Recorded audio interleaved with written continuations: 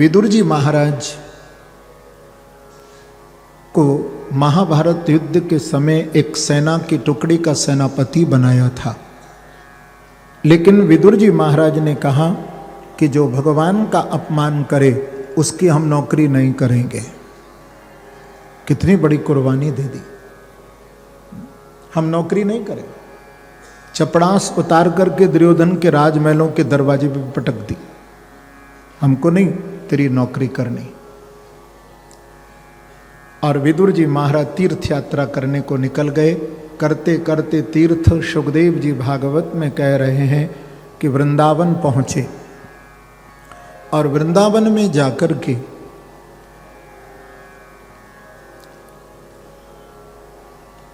विदुर जी महाराज उद्धव से मिले हैं।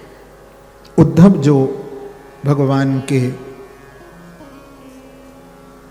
चाचा के पुत्र हैं कि वृष्णीनां प्रवरो मंत्री कृष्णस्य दयितत्सखा शिष्यो बृहस्पते साक्षात् उद्धवो बुद्धिसत्तमः, जो कि परम ज्ञानी थे।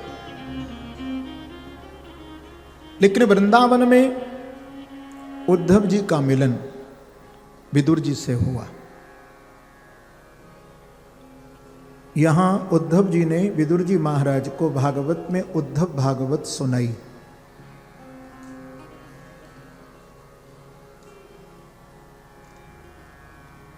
और कहा कि भगवान अपने कुल का संहार करके प्रभु ने लीला संवरण कर लिया है। जिस समय प्रभु अपने परम धाम को कृष्ण जा रहे थे उस समय आपको भगवान ने याद किया था। आपसे कुछ भगवान ज्ञान चर्चा कृष्ण करना चाहते थे। वो ज्ञान मेरे पास सुरक्षित है, पर इस समय मैं वृंदावन में आपसे उस ज्ञान की चर्चा नहीं करूँगा, क्योंकि वृंदावन की जो भूमि है वो भक्ति प्रधान भूमि है। हरिद्वार की भूमि है वो ज्ञान प्रधान भूमि है। तो आप ज्ञान भूमि में जाइए।